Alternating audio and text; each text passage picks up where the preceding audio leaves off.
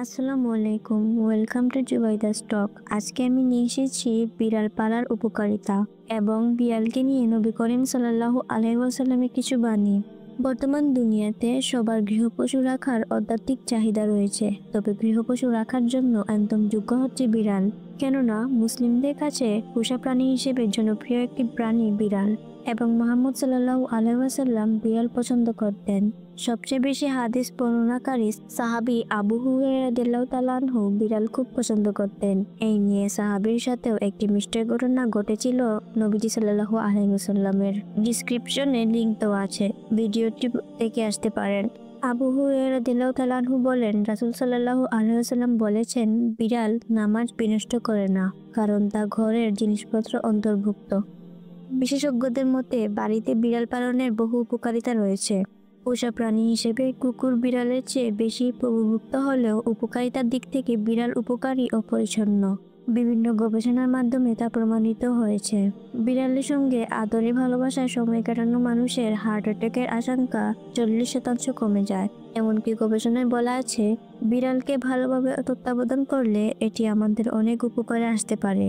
এটি আমাদের একাকিত্ব দূর করে আমাদের চাপমুক্ত ও সুস্থ থাকতে সহায়তা করে, আমাদের মানসিক স্বাস্থ্যের উন্নয়নে ভূমিকা রাখতে পারে। তাই তো উন্নত দেশগুলোর পাশাপাশি দক্ষিণ এশিয়া দেশগুলিতেও বাড়িতে পোষা প্রাণী হিসেবে বিড়াল রাখার প্রবণতা দিন দিন বাড়ছে।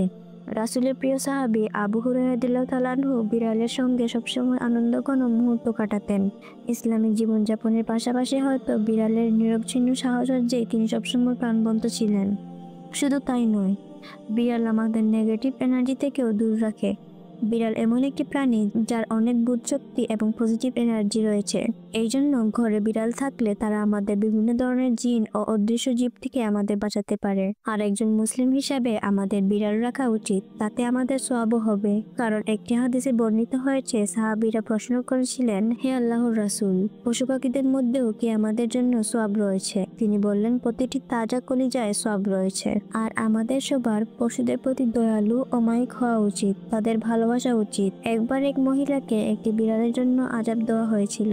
মহিলাটি বিড়ালটিকে আটকে রাখায় সেটি মারা গিয়েছিল, ফলে সে জাহান্নামে গিয়েছিল।